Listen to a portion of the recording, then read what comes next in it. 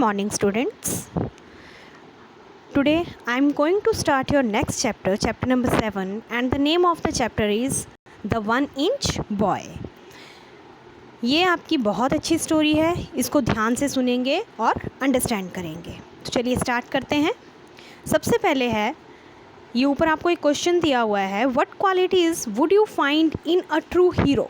Circle the correct words. आपको कुछ words दिए गए हैं और क्वेश्चन पूछा गया है कि आपको एक सच्चे हीरो में कौन सी क्वालिटीज़ चाहिए.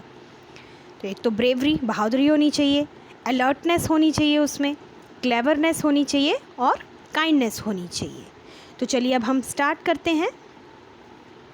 Once there lived an old couple in a village.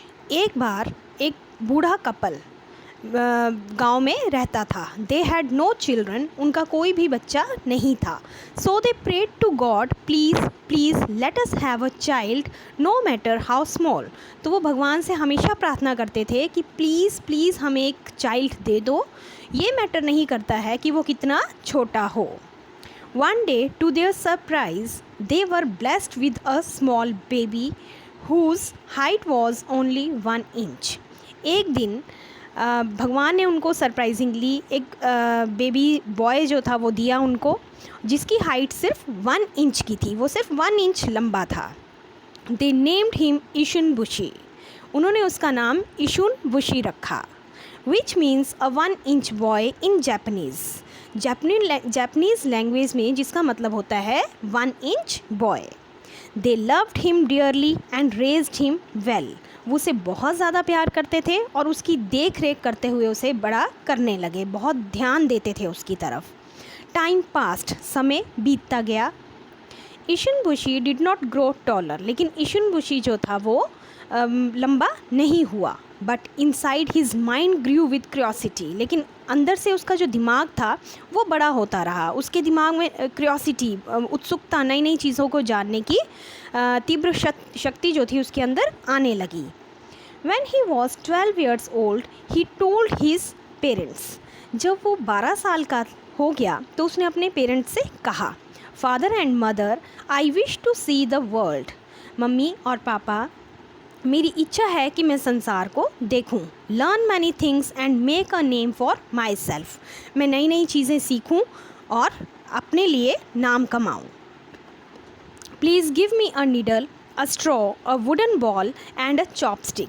Please मुझे एक सुई दे दो, एक स्ट्रॉ दे दो, एक लकड़ी से बना हुआ बॉल दे दो, कटोरा मतलब जिसका होता है, और एक चॉपस्टिक दे दो. चॉपस्टिक होती है बेटा जिससे चाइनीज़ या जापानीज़ लोग जो है एज ए स्पून यूज़ करते हैं.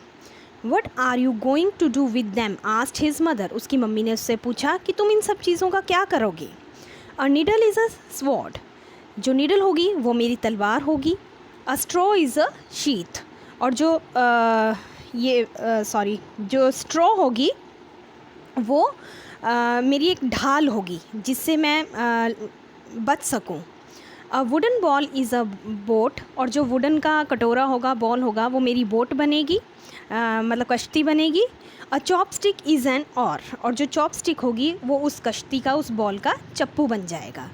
आई shall go to the capital and become a brave warrior. He answered. उसने आंसर दिया कि मैं राजधानी यानी कि कैपिटल में जाऊंगा और वहाँ पर एक ब्रेव वॉरियर बनूंगा. वॉरियर मतलब जिसको लड़ने की स्किल्स आती हों, जस्ट लाइक जैसे सैनिक होते हैं, सोल्जर्स होते हैं, उस तरह से. His parents permitted him. उसके पेरेंट्स ने उसे जाने की permission they the. The next day he left home for the capital. अगले दिन उसने घर को छोड़ दिया कैपिटल में जाने के लिए. हो Issun Boshi laughed when he soon came upon a flowing river.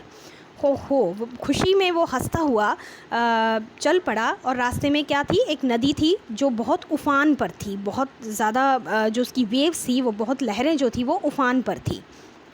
He set in a bowl and began his journey. वो उस बॉल में बैठ गया और उसने अपनी यात्रा शुरू कर दी. He used his chopstick to row. उसने चॉपस्टिक को एक चप्पू की तरह यूज़ किया. A fish came to attack him. तभी एक मछली उसके पास आई और उसने उस पर अटैक किया. The fish mistook him for tasty food. A fish जो थी वो क्या समझ रही थी कि ये उसके लिए एक बहुत ही टेस्टी भोजन है. He protected himself with the chopstick. अब उसने अपने आप की रक्षा कैसे की? उस चॉपस्टिक से की, यानी कि उसने चॉपस्टिक से उस फिश को पीछे धकेल दिया। Later on the way he was tossed by waves, caught in much rain and blown by heavy winds। रास्ते में वो एक बहुत ही बड़े बवंडर में फंस गया, चारों तरफ से लहरों ने उसे घेर लिया, ऊंची ऊंची लहरें आ रही थी। बारिश में वो मतलब बहुत ज़्यादा तूफ़ान बारिश हो रही थी, और ब्लोन बाय हैवी विंड, और चारों तरफ से बहुत ज़्यादा तूफ़ान या हवा उससे टकरा रही थी। After a few days Issun Boshi arrived in the capital. कुछ दिनों के बाद ईशुनवुशी जो था वो कैपिटल में पहुंच गया। He had never seen so many people before. उसने आज से पहले इतने सारे लोग जो थे वो कभी भी नहीं देखे थे। He walked along the busy street carefully because he had to avoid people's feet and cart wheels. He walked along the busy street. अब वो बिजी स्ट्रीट मतलब एक गली से गुजरा जहाँ पर बहुत सारे लोग थे, जहाँ से वो बड़े ध्यान से जा रहा था, क्योंकि एक तो वो बहुत छोटा था, बहुत स्मॉल था, और क्योंकि वो अपने आप को लोगों के पैरों से बचा रहा था। एंड कार्ट व्हील्स, और कार्ट व्हील्स होती हैं ऐसी गाड़ियाँ जिनके व्हील्स होते हैं, उनसे अपने आप को बचाता हुआ जा रहा था। Soon Issun Boshi came to the mansion of the king. Mansion होता है बड़ा सा महल। अब ईशुनवुशी जो था वो राजा के महल में पहुंच गया। At the gate he told the guard.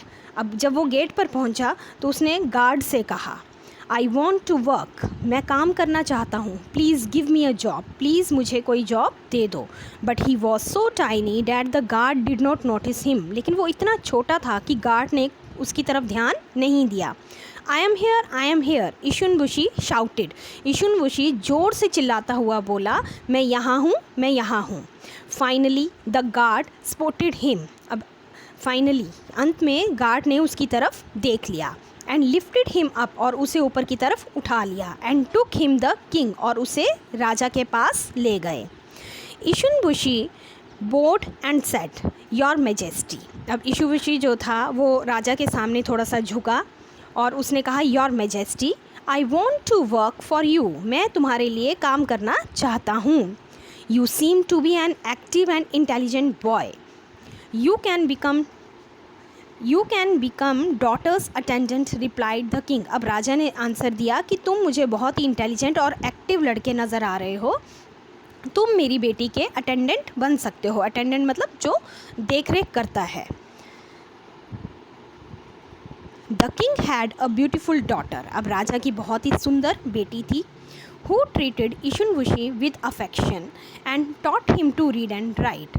अब वो जो प्रिंसेस थी, वो जो राजा की डॉटर थी, वो ईशुनवुशी को बहुत लगाव करती थी, उसे बहुत चाहती थी और चाहने लगी, और वो उसे पढ़ना और लिखना भी सिखाने लगी। He was so brilliant that he could master it सून। अब ईशुनवुशी जो था वो बहुत ही ज़्यादा ब्रिलियंट था और वो जल्दी ही सब चीज़ें सीख गया, यानी कि मास्टर बन गया वो इन चीज़ों का। One afternoon the princess took Issun Boshi to a temple. एक दोपहर जो राजकुमारी थी, प्रिंसेस थी, वो ईशुनवुशी को टेम्पल में ले गई, मंदिर में ले गई। Along the way 2 augurs suddenly jumped into the road and blocked there path. Augurs होते हैं राक्षस।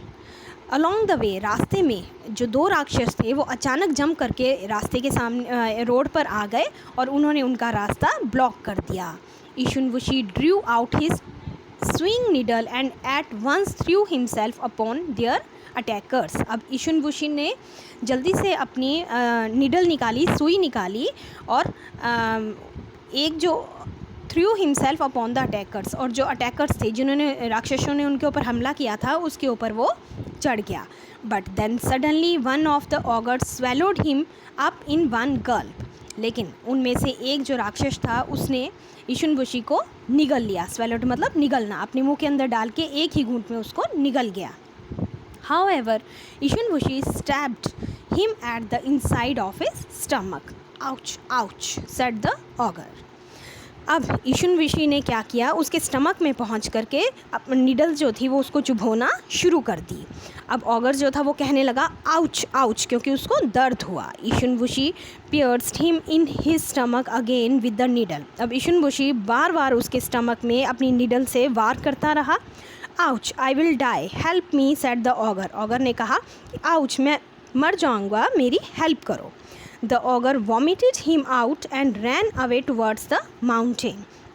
अब जो ऑगर था उसने एकदम से वॉमिट कर दिया, वॉमिट मतलब उल्टी कर दी, और माउंटेन पहाड़ों की तरफ भाग गया। Issunboshi immediately jumped up on the other ogre's eyebrow. अब इशुनबुशी जल्दी से जो दूसरा राक्षस था उसकी आईब्रोज पर उसने जंप कर दिया and stabbed at his eyes, और नीडल जो थी वो उसकी आइज़ में चुभोने लगा। Defeated the auger fled away crying. अब अपने आप को बचाता हुआ वो राक्षस भी वहाँ से भाग गया, चिल्लाता हुआ चला गया।